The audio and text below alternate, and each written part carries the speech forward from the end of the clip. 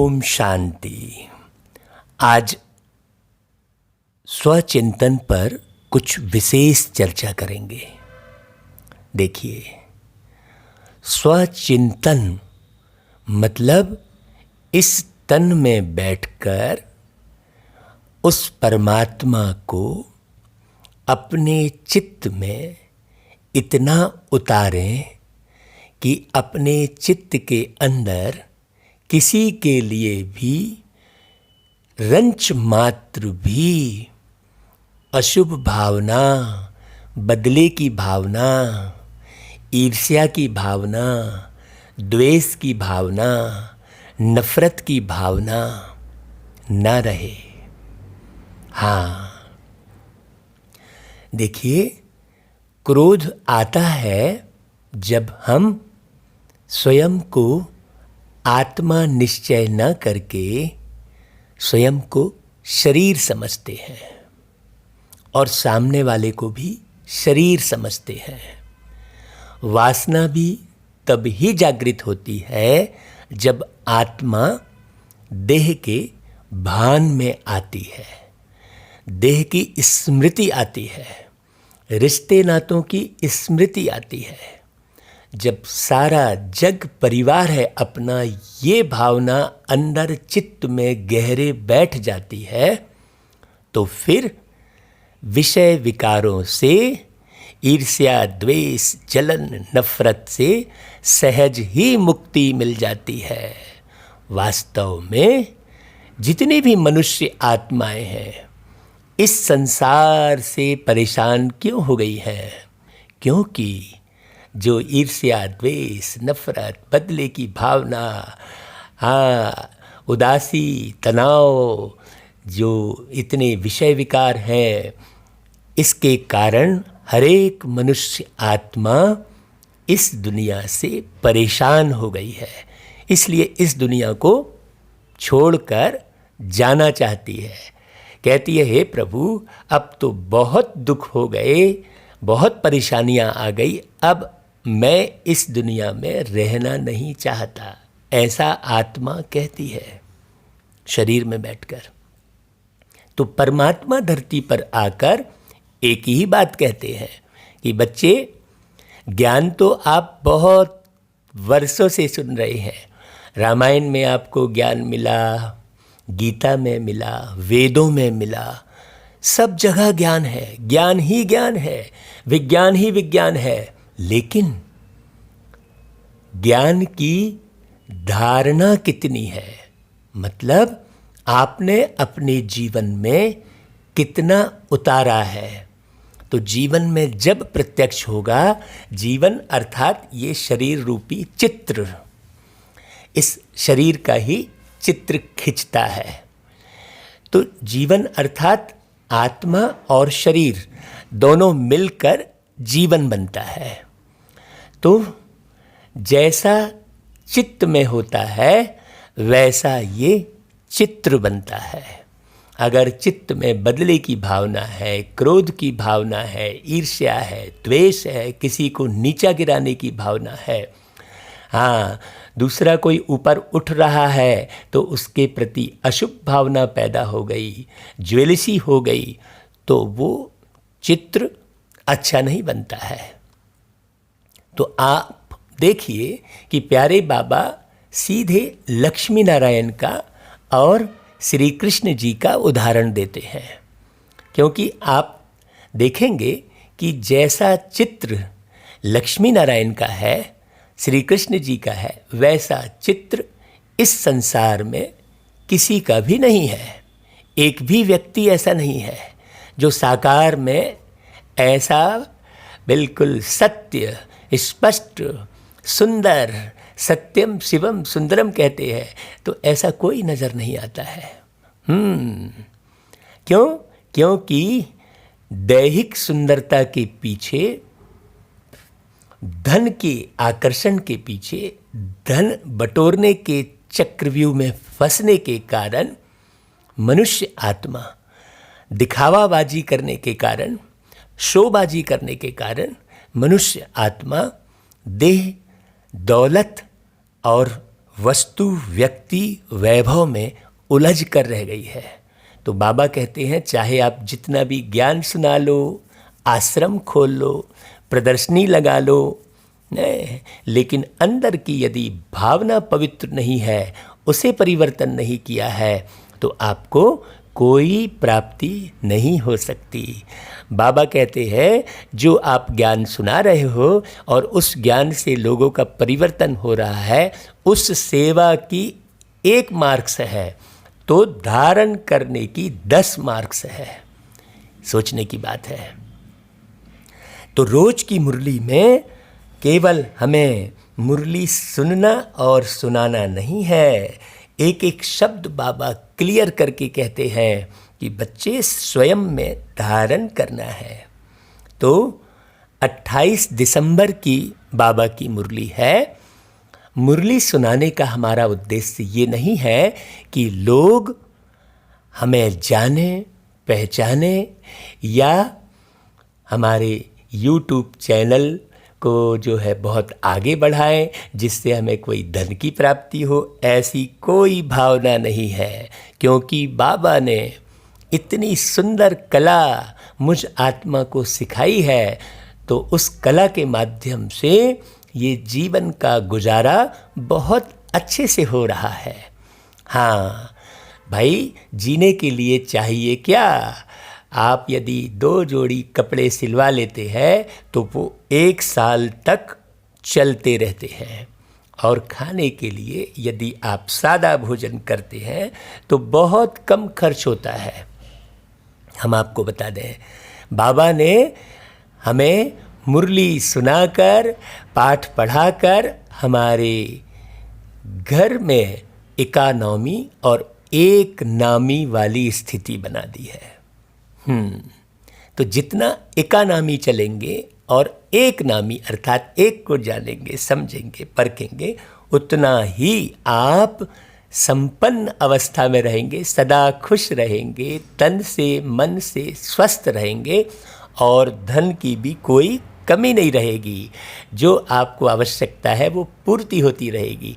मेरे अपने जीवन का अनुभव मैं आपके साथ शेयर करता हूँ कि आज तक जो भी मन में विचार आए हैं कि ये सेवा करना है, इस प्रकार से बाबा को के ज्ञान को लुटाना है, समझाना है, बताना है, ऐसा जीवन बनाना है, वो सब पूरा किया प्यारे बाबा ने।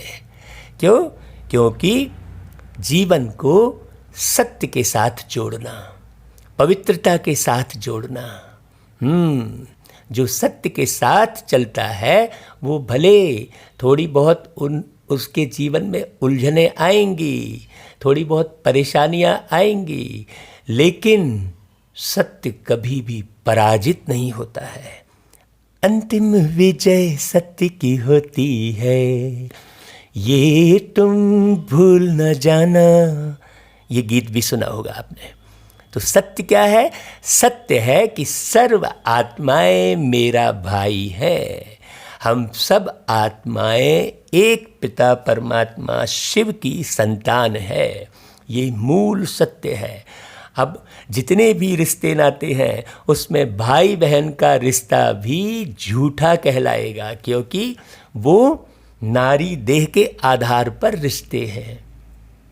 तो वास्तव में सत्य क्या है कि मैं एक आत्मा हूँ और जितनी भी संसार में मनुष्य आत्माएं हैं वो सब मेरे भाई हैं, सगे भाई हैं। हाँ, अपने भाई हैं। ये मेरा अपना है, वो मेरा पराया है, ये रॉन्ग है। लोग ऐसे गलत स्लोगन बनाते हैं कि कहते हैं अपनों से बच के रहो, गैरों से तो निपट लेंगे। तो अपने और गैर कौन है भाई? हम तो एक ही घर के निवासी हैं, एक ही बाप के हम सब बच्चे हैं, तो सब अपने हैं। यही सच्चाई है। ये धारणा पक्की जिस दिन हो जाएगी उस दिन इस संसार से दुख, अशांति, परेशानी, गरीबी सब समाप्त हो जाएगी। हाँ, मांगने वाले नहीं रहेंगे, सब एक दूसरे को देने वाले ही रहेंगे। मांगने वाले भिखारी एक भी दिखाई नहीं देंगे। बहुत गहरी समझने की बात है। तो बाबा कहते हैं मीठे बच्चे, चैरिटी बिगेंस एट होम, अर्थात पहले खुद आत्म अभिमानी बनने की मेहनत करो, फिर दूसरों को कहो। आत्मा समझकर आत्मा को ज्ञान दो तो ज्ञान तलवार में जौहर आ जाएगा। मूल बात है धारण करने की। हाँ, धारण शब्द में रण शब्द लगा हुआ है। ये जो विषय विकारों की आपसी मनमुटाव की जो रण चल रही है, रण यानी युद्ध चल रही है, उसमें जीत हासिल तब होगी जब बाबा के ज्ञान को एक्यूरेट, परफेक्ट, सत्य होकर, पवित्र होकर धारण करेंगे। हाँ, फिर बाबा ने प्रश्न किया कि संगम युग पर किन दो बातों की मेहनत करने से सतयुगी तख्त के मालिक बन जाएंगे। हाँ, अभी भाई इस दुनिया के मुखिया बनना तो कोई काम का नहीं है, क्योंकि यहाँ सब मुखिया हैं, सबके अपने अपने मुख खुलते हैं। तो यहाँ का जो मुखिया है वो रंच मात्र भी सुख नहीं पाता, न वो चैन की नींद सोता है, न दिन को सुकून पाता है, न रात की को सुकून पाता, न दिन को सुकून पाता है। क्यों? क्योंकि सब विषय विकारों से घिरे हुए हैं।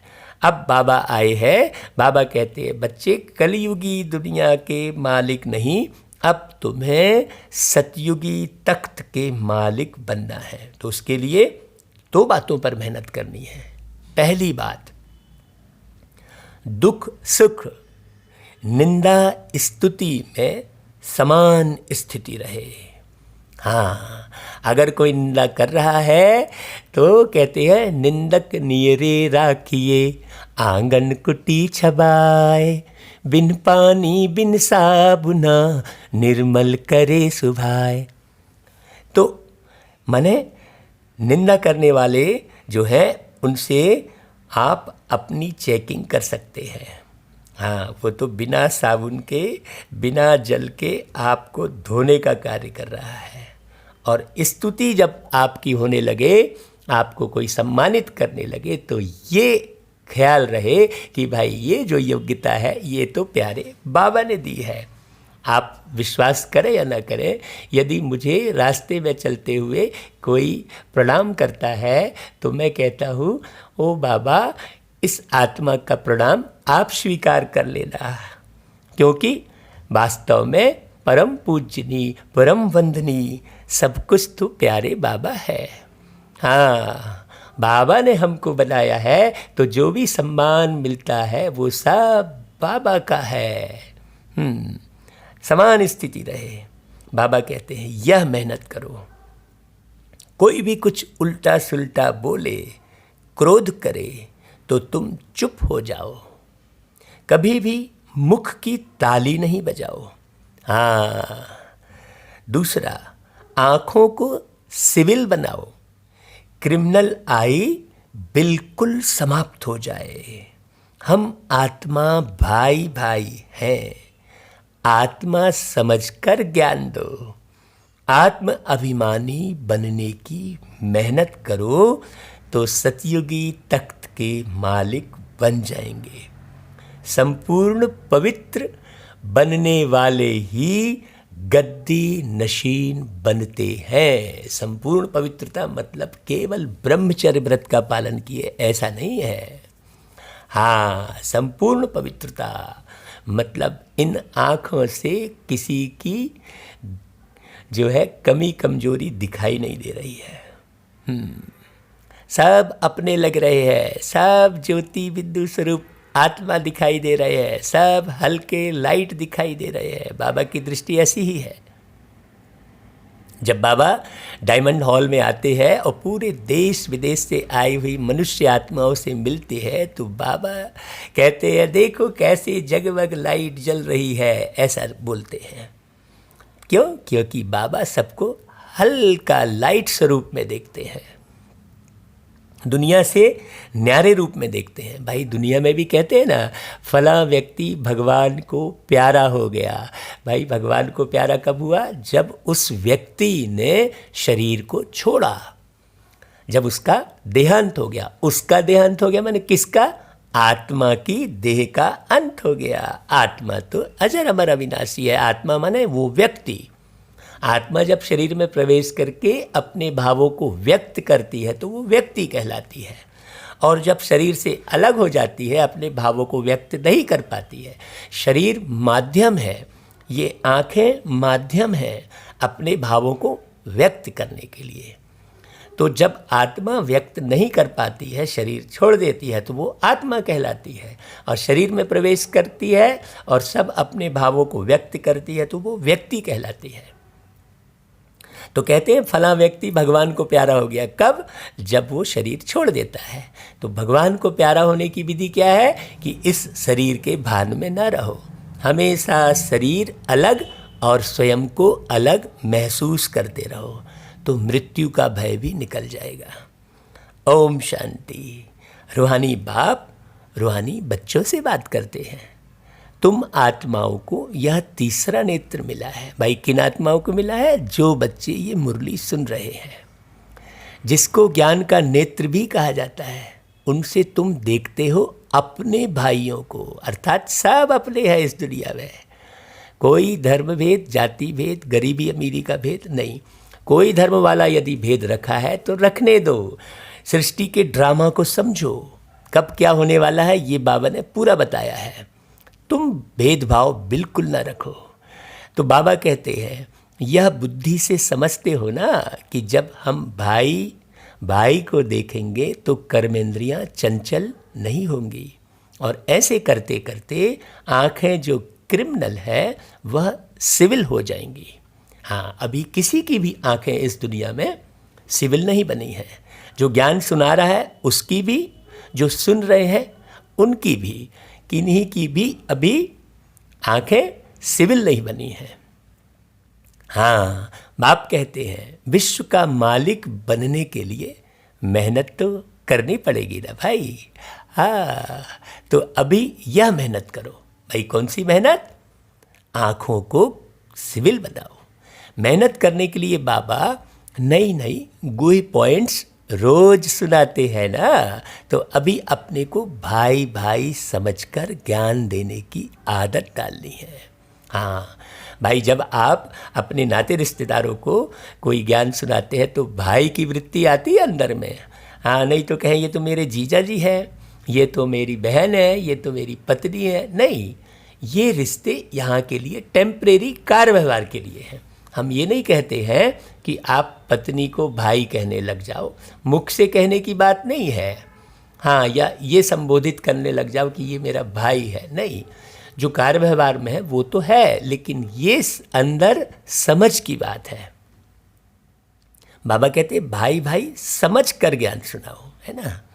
भाई कहने की भी जरूरत नहीं है बहुत। हाँ, बाबा कहते हैं समझ कर ज्ञान देने की आदत डालनी है। फिर यह जो गाया जाता है कि वी आर ऑल ब्रदर्स, माने हम सब भाई भाई है। कहते हैं हिंदू मुस्लिम सिख ईसाई, हाँ हम सब हैं भाई भाई। कौन से नाते से भाई? आत्मा के नाते से। तो यह प्रैक्टिकल हो जाएगा। अभी तुम सच्चे सच्चे ब्रदर्स हो क्योंकि बाप को जानते हो।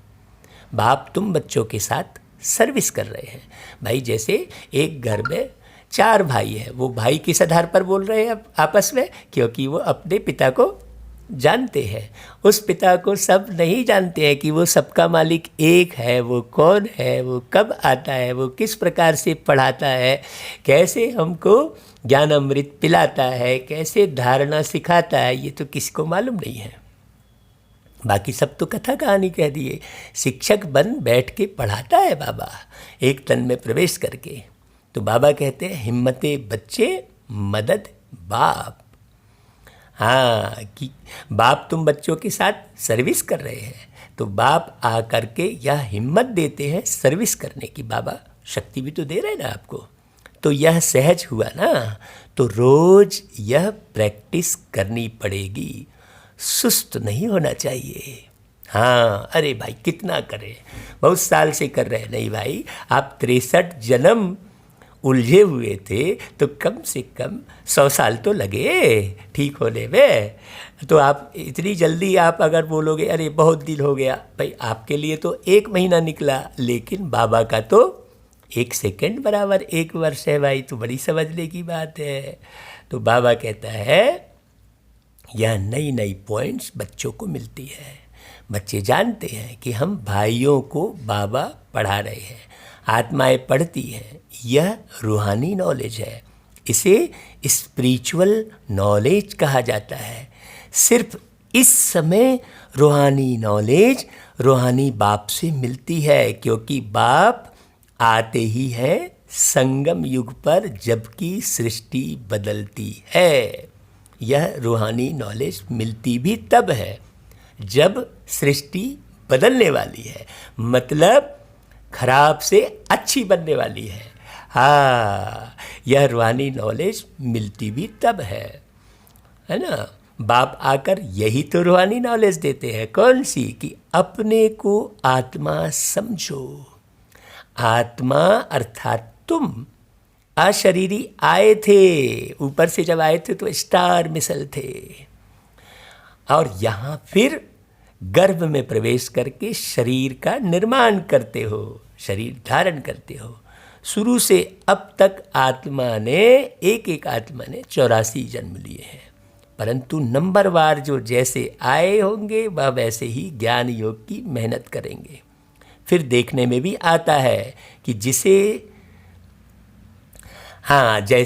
जिसने कल्प पहले जो पुरुषार्थ किया, मेहनत किया, वह अभी भी ऐसे ही मेहनत करते रहते हैं।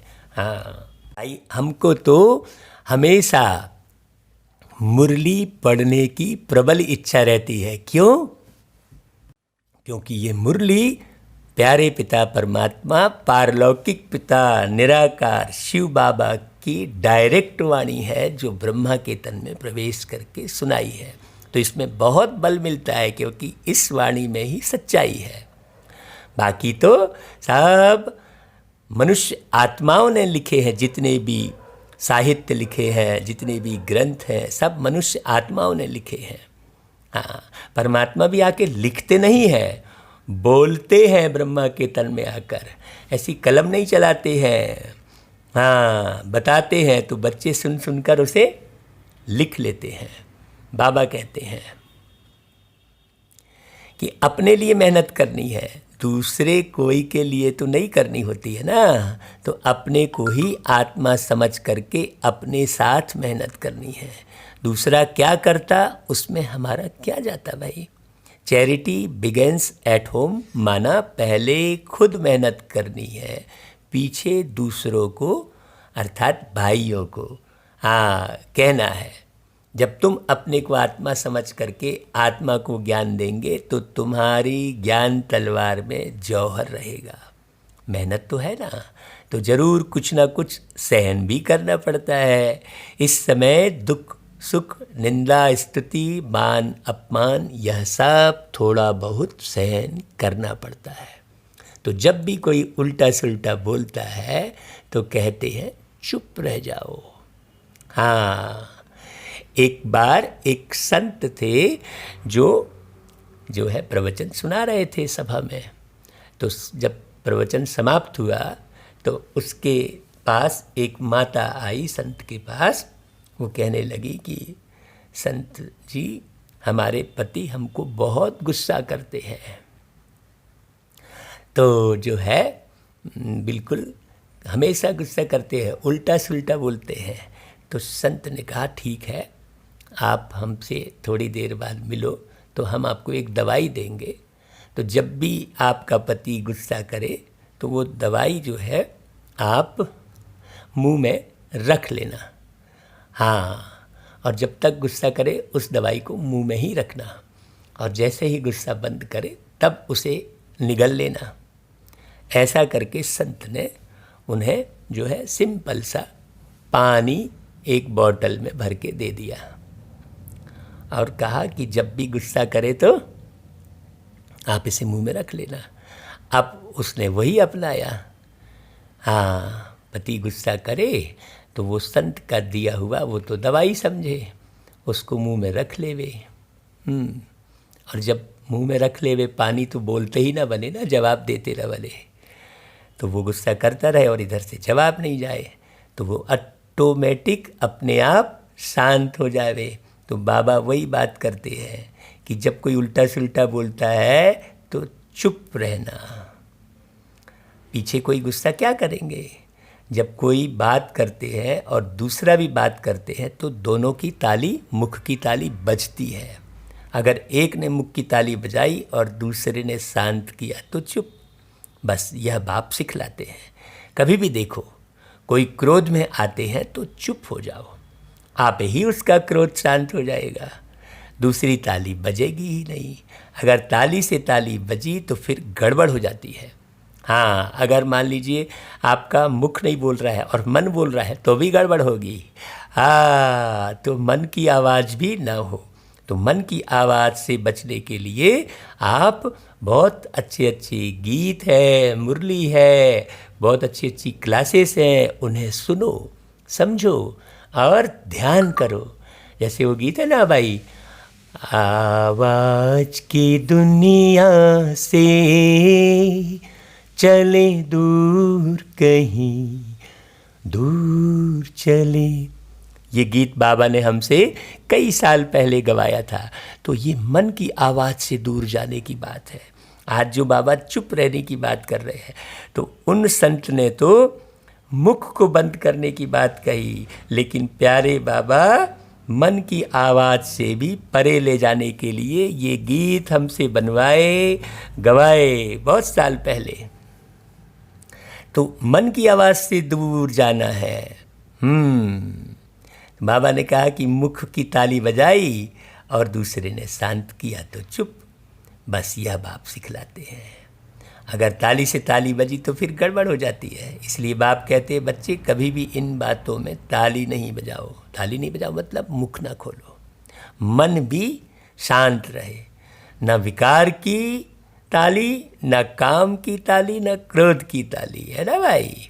अच्छा, बच्चों को हर एक का कल्याण करना ही है। इतने जो सेंटर्स बने हुए हैं भाई, किस लिए बने हैं?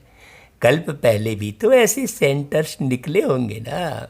देवों का देव बाप देखते हैं कि बहुत बच्चों को यह शौक रहता है कि बाबा सेंटर्स खोलूं, हम सेंटर खोलते हैं, हम खर्चा उठाएंगे। ऐसा बच्चे कई आगे आते हैं।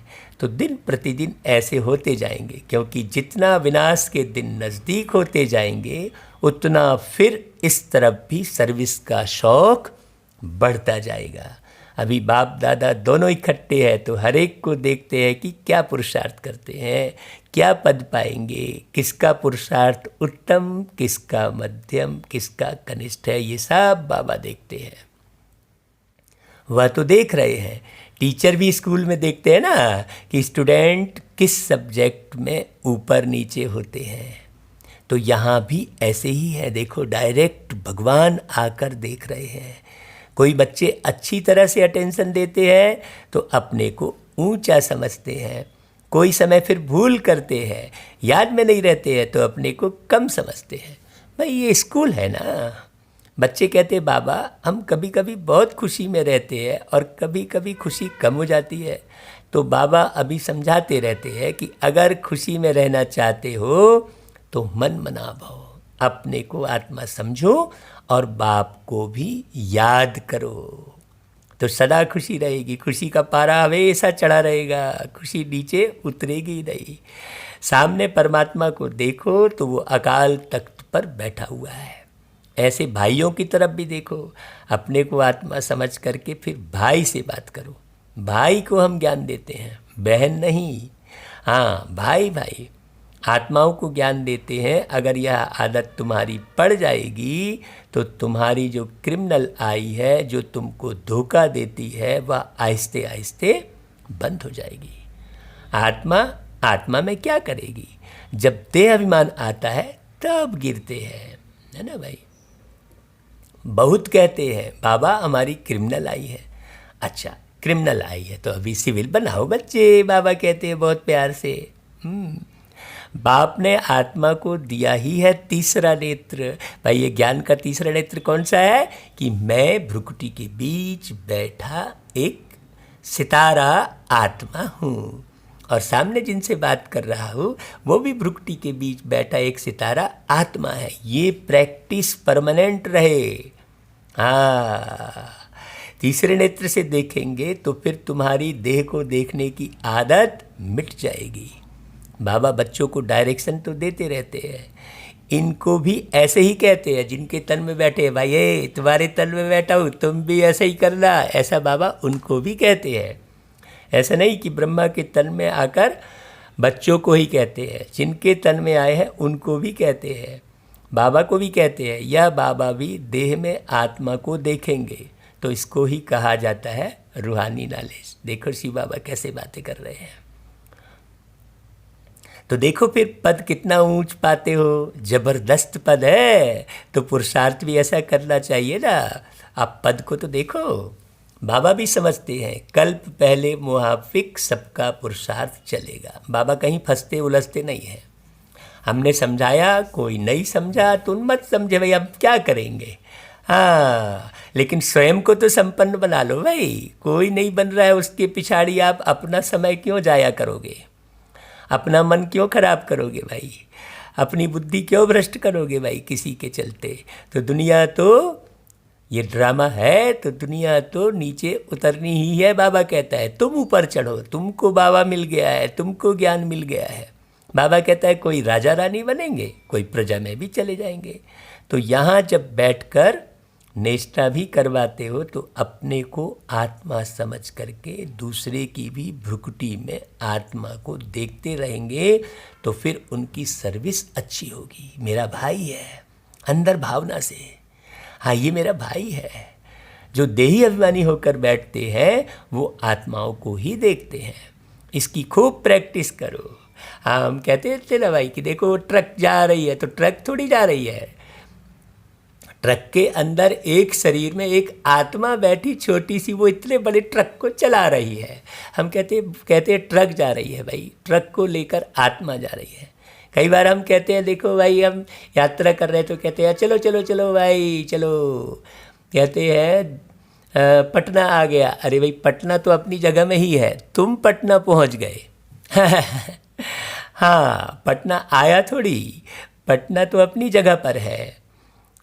लखनऊ तो अपनी जगह पर है, कानपुर अपनी जगह पर है, वो आता थोड़ी है, लेकिन तुम यात्रा करके पहुंचते हो। लेकिन कहते क्या हो, चलो चलो चलो, हाँ कानपुर आ गया भाई उतरो, ऐसा कहते हो नहीं।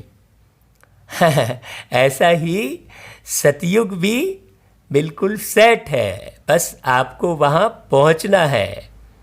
हाँ, सतयुग की यात्रा प्यारे बाबा सिखाते हैं। शांति धाम भी अपनी जगह पर है, आपको वहाँ पहुँचना है याद की यात्रा से, बाबा के ज्ञान से, रूहानी नॉलेज से।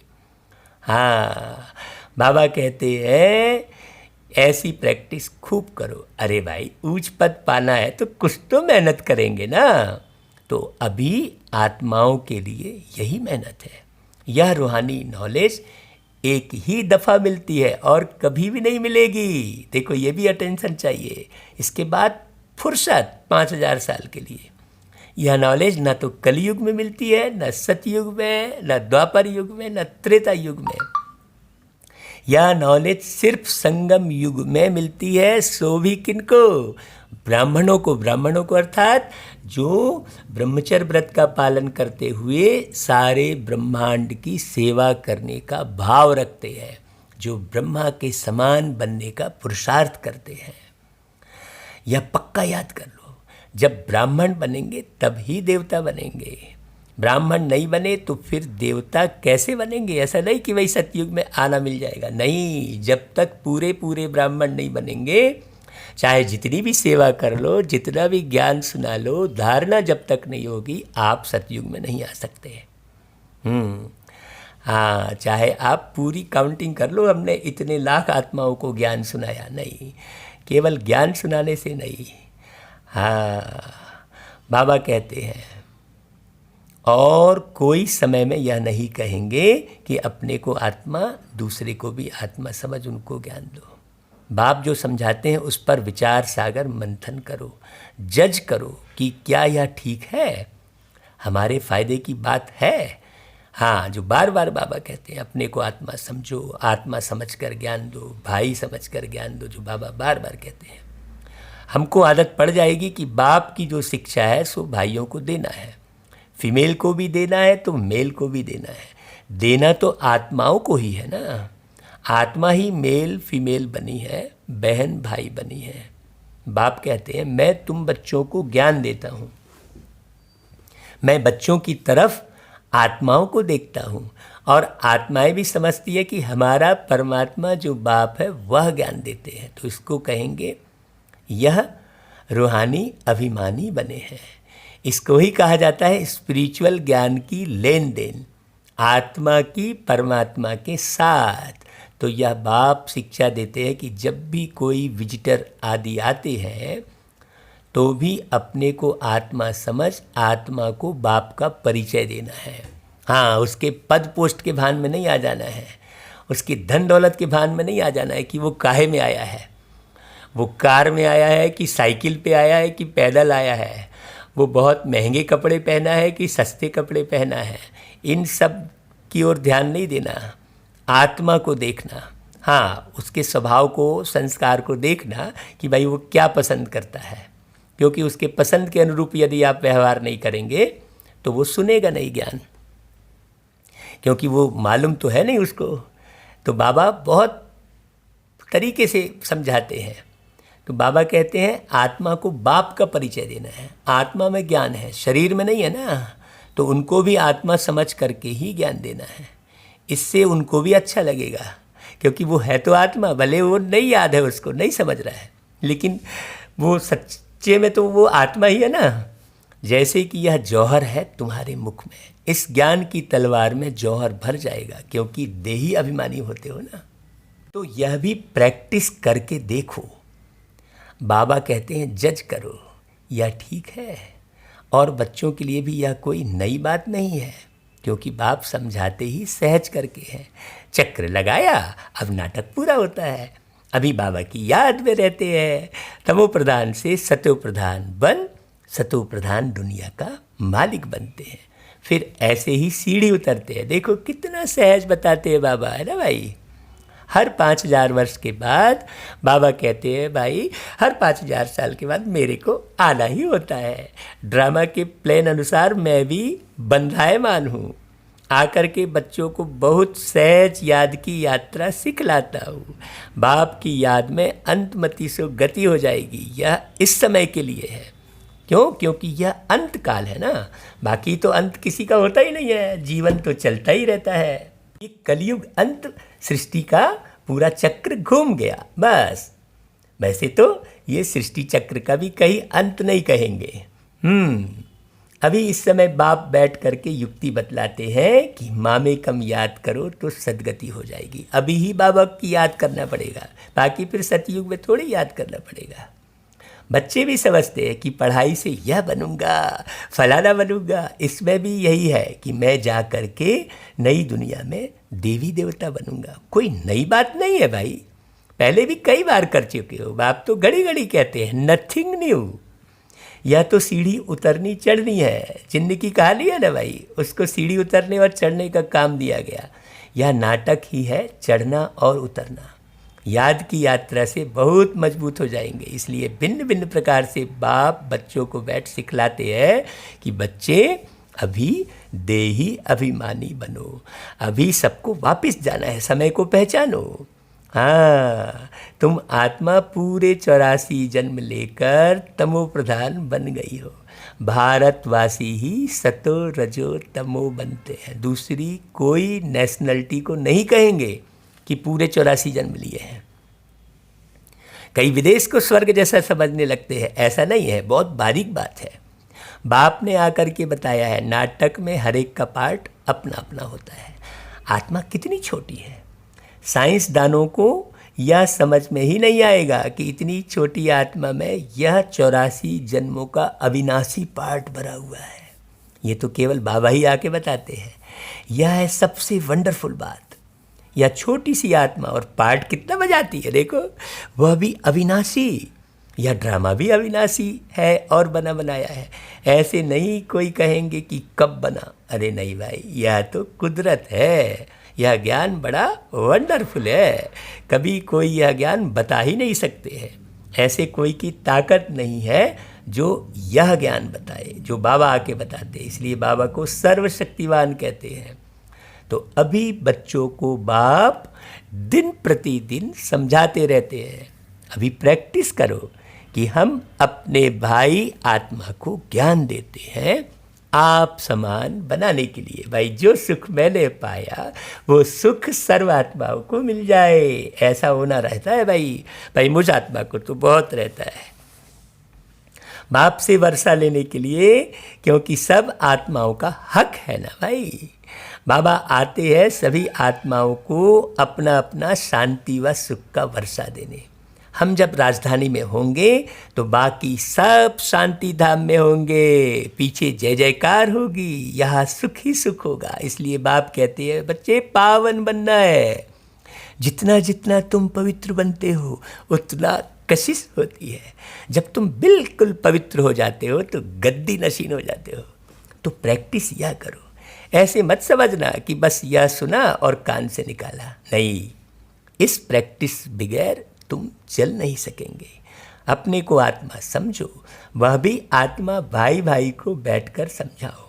रूहानी बाप रूहानी बच्चों को समझाते हैं। इसको कहा जाता है रूहानी स्पिरिचुअल नॉलेज। स्पिरिचुअल फादर देने वाला है। जब चिल्ड्रेन पूरा स्पिरिचुअल बन जाते हैं, एकदम गुलगुल प्योर बन जाते हैं, तो जाकर सतयुगी तख्त के मालिक बनते हैं। जो प्योर नहीं बनेंगे वो माला में भी नहीं आएंगे, चाहे वो 108 की माला जितना भी जपे, 16,108 की माला जपे, माला जपने से तो माला में नहीं आएंगे। माला का दाना बनने का पुरुषार्थ केवल बाबा कराते हैं। माला का भी कोई अर्थ तो होगा ना भाई। माला का राज दूसरा कोई भी नहीं जानते हैं। माला क्यों सिमरते हैं? क्योंकि बाप की बहुत ही मदद की है, तो क्यों नहीं सिमरे जाएंगे भाई। तुम सिमरे भी जाते हो, तुम्हारी पूजा भी होती है और तुम्हारे शरीर को भी पूजा जाता है। और बाबा कहते हैं भाई मेरी तो केवल आत्म रूप में पूजा होती है, तुम्हारी 2 रूप में पूजा होती है। शालिग्राम आत्माओं का प्रतीक है और शिवलिंग परमात्मा का प्रतीक है। तो देखो शालिग्राम रूप में भी तुम पूजे जाते हो और फिर देवी देवता के रूप में भी पूजे जाते हो। तो फिर तो जास्ती पूजा किसकी हुई भाई? तो देखो तुम तो डबल पूजे जाते हो भाई, मेरे से भी जास्ती। ऐसा देखो बाबा कैसे कह रहा है। तुम जब देवता बनते हो तो देवताओं की भी पूजा करते, इसलिए पूजा में भी तुम तीखे, यादगार में भी तुम तीखे और बादशाही में भी तुम तीखे। देखो तुमको कितना ऊंचा बनाता हूँ। तो भाई देखो बाबा को कैसे याद करना चाहिए। तो जैसे प्यारे बच्चे होते हैं, बहुत लव होता है, तो बच्चों को कूल्हे पर माथे पर भी रखते हैं। तो बाबा एकदम सिर पर रख देते हैं। हाँ तो भाई आपको बाबा के कंधे में नन्हा सा बच्चा बैठा हुआ ऐसा महसूस हो रहा है कि नहीं?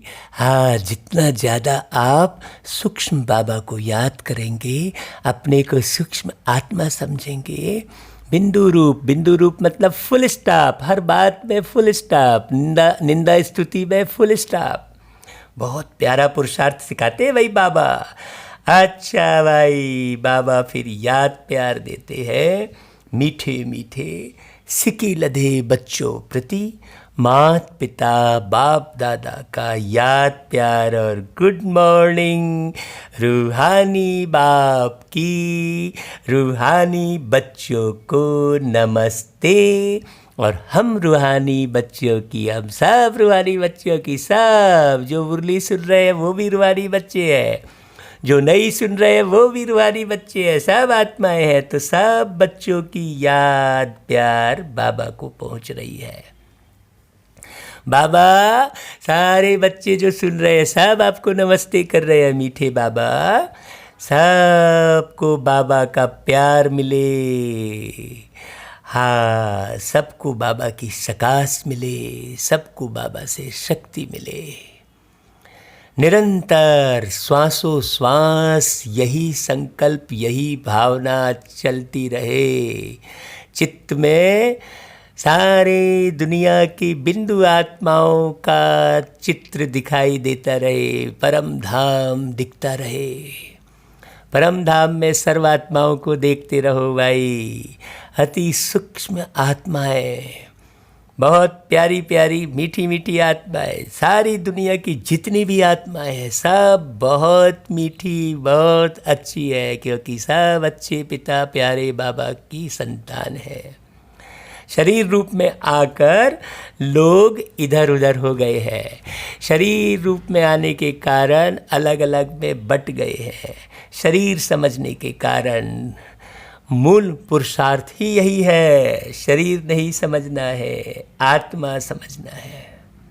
अच्छा भाई, फिर धारणा के लिए मुख्य सार, ये जो 2 पॉइंट रोज आपको धारणा के लिए मिलती है उसमें 10 मार्क्स हैं, और जो सेवा करते हैं उसमें 1 मार्क्स है। देखो, तो धारणा की ओर विशेष ध्यान देना है कि जो मैं सुनाता हूँ क्या मैं वैसा बना हूँ। जो मूल्यों की बात करते हैं, जो मूल्यों का बहुत प्रोग्राम करते हैं, तो क्या वो मूल्य प्रोग्राम जो करने वाला मैं हूँ वो मैं धारण करता हूँ। तो देखो, आज धारण करने के लिए कौन सी बात है। गायन और पूजन योग्य बनने के लिए स्पिरिचुअल बनना है, आध्यात्मिक बनना है। स्वयं आत्मा को प्योर बनाना है। हाँ, आत्मा को प्योर बनाना माने स्वयं को पूरा पूरा प्योर बनाना है। आत्म अभिमानी बनने की मेहनत करनी है का मतलब क्या हुआ? आत्मा में जो गुण है वो प्रत्यक्ष दिखाई दे। दूसरा, मन मनाभाव के अभ्यास द्वारा अपार खुशी में रहना है। अंदर केवल एक बाबा की याद के सिवाय कुछ भी याद ना आए। स्वयं को आत्मा समझकर आत्मा से बात करनी है। आँखों को सिविल बनाना है। ये सब बारीक पॉइंट नोट करना है। अच्छा भाई, फिर वरदान,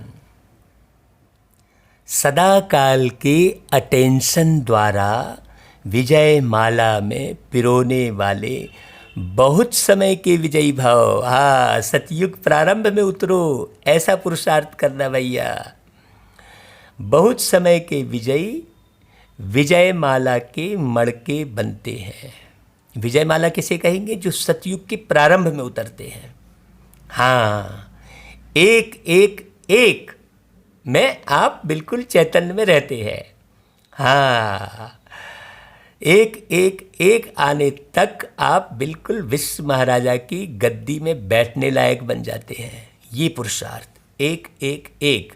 अभी तो 1/1/2021 आने वाला है, लेकिन एक समय 1/1/1 भी आएगा। तो 1/1/1 में कौन आएगा? जो एक परमात्मा की याद में रहेगा, जो सबका मालिक एक को जानेगा, पहचानेगा, समझेगा और उनके गुणों को पूरा जीवन में उतारेगा। तो विजय माला उसे ही कहते हैं। तो विजय माला बनने के लिए सदा बाप को सामने रखो। जो बाप ने किया वही हमें करना है। हाँ, फोटोकॉपी करने में कोई बहुत तकलीफ थोड़ी है भाई, सहज होती है फोटोकॉपी।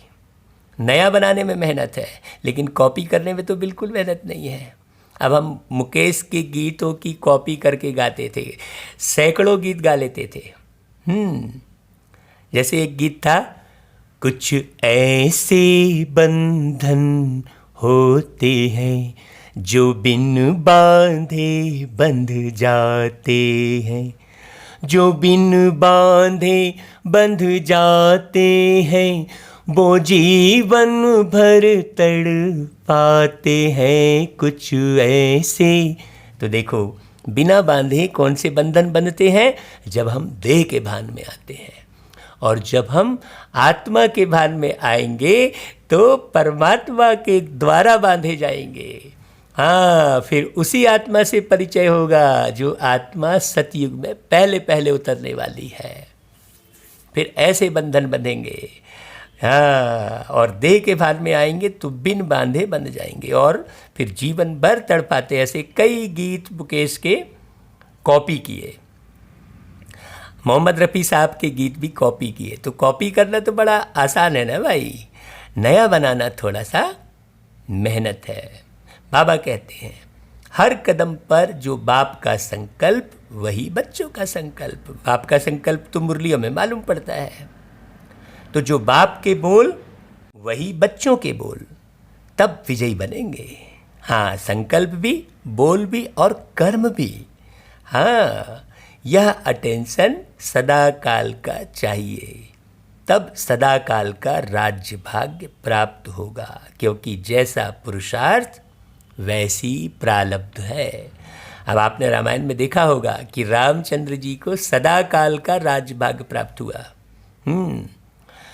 रामचंद्र जी के बाद कौन बना ये कोई स्टोरी नहीं है। हाँ, श्री कृष्ण जी सदा काल का राज्य भाग्य पाए हैं। श्री कृष्ण जी के बाद कौन द्वारकाधीश बना बिल्कुल नहीं मालूम है। सदा काल का राज्य भाग्य पाया। ये बहुत गहरी बात समझने की है। तो उन्होंने भी कर्म करके दिखाया। अब उनके कर्म को उल्टा सुल्टा यदि प्रस्तुत करते हैं तो कैसे समझ में आएगा। और जो भी उल्टा सुल्टा वालों प्रस्तुत किया है उसमें भी गहरा आध्यात्मिक अर्थ है। यदि उस अर्थ को समझेंगे तो एक्यूरेट पुरुषार्थ कर पाएंगे। केवल कथा कहानी सुनने से पुरुषार्थ नहीं कर पाएंगे। तो बाबा कहते हैं कि सदा काल का राज्य भाग प्राप्त करो, क्योंकि जैसा पुरुषार्थ वैसी प्रारब्ध है। सदा का पुरुषार्थ है तो सदा का राज्य भाग्य है। और कभी हम मुरली सुन रहे, कभी नहीं सुन रहे। आज सुना, कल नहीं सुना, और आज सुना अनसुना कर दिया। सुना तो भी ढंग से नहीं सुना, एक कान से सुना दूसरे कान से निकाल दिया, या जिस कान से सुना उसी कान से निकाल दिया। ये जो पुरुषार्थ करते हैं उसमें प्रारब्ध नहीं बनती है। हाँ, सारा समय मुरली सुनेंगे और मुरली सुन सुनकर मंथन करेंगे। मंथन किसका? स्वयं का। मैं स्वयं कितना प्रकाशित हुआ हूँ। हाँ भाई बटन ऑन किया, लाइट जल गई तो जल गई, प्रकाश अपने आप फैलेगा।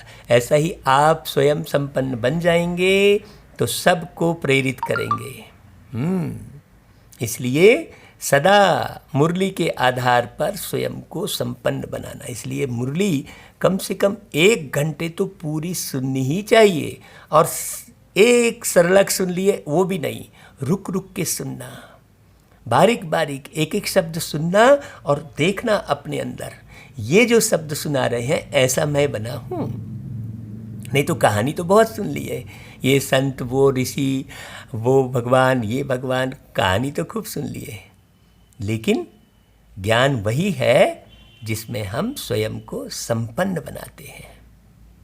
फिर स्लोगन बाबा सुनाते हैं, सेवा में सदा जी हाजिर करना, यही प्यार का सच्चा सबूत है।